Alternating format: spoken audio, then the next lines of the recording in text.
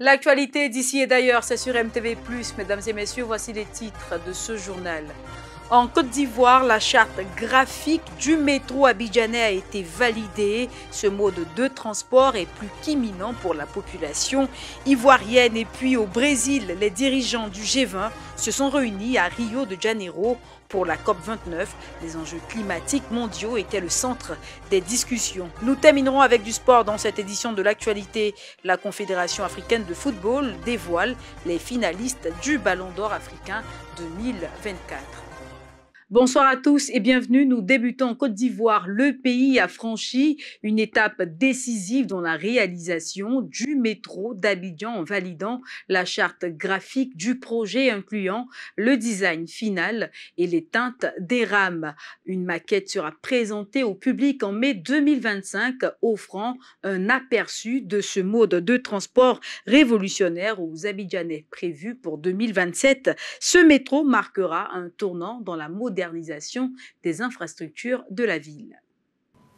Voici ce à quoi va ressembler le métro d'Abidjan fin 2027.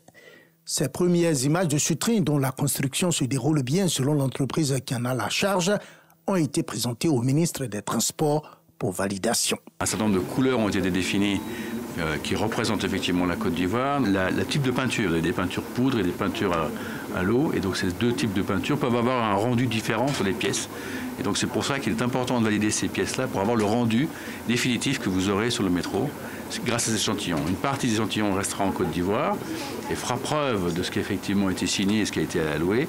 Et l'autre partie repartira en Europe dans le cadre de la construction où nous allons libérer ces échantillons auprès de nos partenaires et fournisseurs de manière à s'assurer que c'est bien cette teinte-là qu'il faut respecter et ce sera le garant de la qualité du produit qui sera fini. Après s'être assuré que toutes les exigences du gouvernement sont prises en compte, Amadou Koné a validé la charte graphique du métro d'Abidjan. Une maquette de ce train reproduite à une échelle de 1/25e lui a été présentée. Donc nous sommes aujourd'hui à l'étape où nous avons donc validé les différents échantillons représentatifs du métro qui sera construit et qui roulera dans les prochaines années ici à Abidjan. La ligne 1 du métro d'Abidjan fait 37 km et devrait entrer en service début 2028 pour transporter environ 540 000 à 1 million de passagers par jour. Toujours à propos de la Côte d'Ivoire, l'ambassade de Côte d'Ivoire à Washington a accueilli la première édition de la journée Sublime Côte d'Ivoire. L'événement a réuni des investisseurs et des hommes d'affaires américains. L'objectif est de promouvoir la Côte d'Ivoire comme destination touristique et intégrer ces sites dans les catalogues des grands tours opérateurs. Les détails dans cet élément. Sublime Côte d'Ivoire, terre d'espérance et d'hospitalité, mais surtout plaque tournante des affaires dans la sous-région. C'est ce géant d'Afrique dans plusieurs domaines qui a été présenté aux hommes d'affaires américains.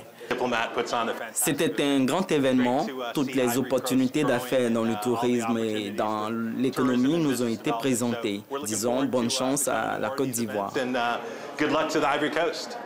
Pour Mariam Ouattara, directrice du bureau du tourisme à l'ambassade de Côte d'Ivoire à Washington, le pays regorge de plusieurs trésors naturels, culturels et historiques qui méritent d'être visités. Il y a des contacts que nous avons créés aujourd'hui. Nous allons essayer de travailler sur ces contacts pour pouvoir arriver à aboutir à la signature des contrats entre la Côte d'Ivoire et les États-Unis. Ces genres d'activités sont menées pour attirer non seulement des touristes visiteurs vers la Côte d'Ivoire, mais également pour inciter des investisseurs dans le domaine du tourisme pour que ces derniers viennent investir en Côte d'Ivoire. Nous avons présenté la Côte d'Ivoire comme étant un pays prêt à accueillir, n'est-ce pas, les investissements américains en Côte d'Ivoire dans la sécurité et dans la paix. Le programme Sublime Côte d'Ivoire se traduit aussi par le déploiement d'une stratégie conçue autour du développement d'infrastructures, de même que par la promotion de la durabilité environnementale en Côte d'Ivoire. Restons encore un peu à l'ouest du continent africain. Le Libéria a décidé de renforcer ses statistiques agricoles pour mieux suivre et développer son secteur. L'objectif est d'améliorer la production et la gestion des ressources agricoles. Ce projet devra aussi favoriser les investissements et renforcer la sécurité alimentaire. Le climat et les infrastructures fragiles du Libéria compliquent la collecte de données agricoles. Alors, le pays s'efforce de combler ces lacunes pour promouvoir un développement durable et prendre des décisions politiques éclairées face aux défis climatiques. L'amélioration des statistiques agricoles a débuté en s'adressant directement aux agriculteurs. J'avais un peu peur au départ, mais après avoir parcouru le document du sondage, j'ai compris et je suis contente. Des méthodes comme la coupe des cultures permettent des estimations plus fiables sur le terrain. Jacob Saïd, statisticien à la FAO, explique ce processus. Une méthodologie comme la coupe des cultures, par exemple, nous aide à avoir une estimation objective à la fin de la journée, car elle passe par tout le processus de coupe des cultures, de la mesure des cultures coupées, en passant par le poids humide et le poids sec, pour obtenir des estimations plus fiables provenant directement du terrain, là où la culture pousse.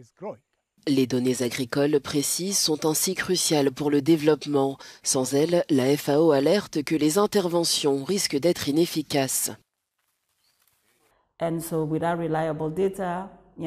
Sans données fiables, les interventions pourraient être mal ciblées. Les données sont également utiles pour responsabiliser les communautés locales, car celles-ci concernent leurs propres besoins en matière de développement. En soutenant cette collecte de données, le Libéria espère améliorer ses politiques agricoles et répondre aux besoins de ses populations. Direction le sud de l'Amérique, au Brésil, précisément à Rio de Janeiro, les dirigeants du G20 se sont retrouvés pour une réunion parallèlement à la COP29. L'objectif était de discuter des enjeux climatiques mondiaux et de renforcer l'engagement des pays membres pour des actions concrètes. Les leaders du G20 se réunissent à Rio de Janeiro pour un sommet de 2 jours qui a débuté lundi. Au centre des discussions, des questions liées à la pauvreté et à la famine, mais également à la réforme des institutions du monde. Toutefois, les négociations sur le climat de la COP29 des Nations Unies qui se déroulent actuellement à Bakou, en Azerbaïdjan, ont mis en lumière les efforts déployés pour lutter contre le réchauffement de la planète. Alors que les échanges de Bakou visent à mobiliser des centaines de milliards de dollars pour le climat, les dirigeants du groupe des 20 principales économies à l'autre bout du monde, au Brésil, tiennent les cordes de la bourse. Les pays du G20 représentent 85% de l'économie mondiale et sont les principaux contributeurs des banques multilatérales de développement qui aident à orienter le financement de la lutte contre le changement climatique. Ces pays sont également responsables de plus de 3/4 des émissions de gaz à effet de serre à l'échelle mondiale.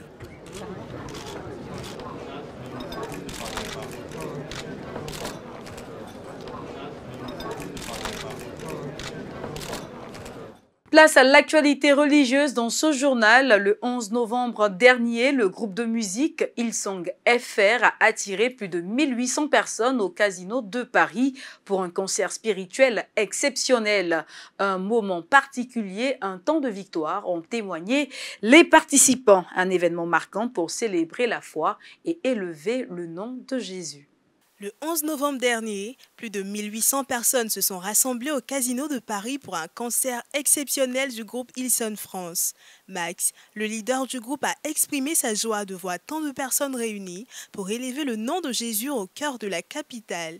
1800, c'est un grand nombre, mais derrière, il y a des âmes touchées. Pour lui, ce concert était bien plus qu'un événement musical, c'était une occasion de transformer un lieu de spectacle en un lieu de prière, un instant où les ténèbres ont perdu. Au programme, une vingtaine de chants inspirés de l'album Invitation, visant à répondre à l'appel de Jésus. L'artiste Mirella a également marqué de sa présence ce moment fort. Avec cette vision de glorifier Dieu, d'édifier la communauté chrétienne et de faire connaître Jésus, Hillsong France a offert un concert inoubliable, soulignant que même si le style musical peut changer, leur cœur reste le même, glorifier Dieu avec audace. L'église Bethel a officiellement ouvert ses portes en Australie, apportant son message et son approche spirituelle unique. Cette nouvelle implantation vise à répondre aux besoins de la communauté chrétienne locale. Les premières réunions ont rencontré un large enthousiasme parmi les Australiens. Fondée en 1952 en Californie, L'église Bethel s'implante désormais en Australie avec l'ouverture d'une congrégation à Sydney.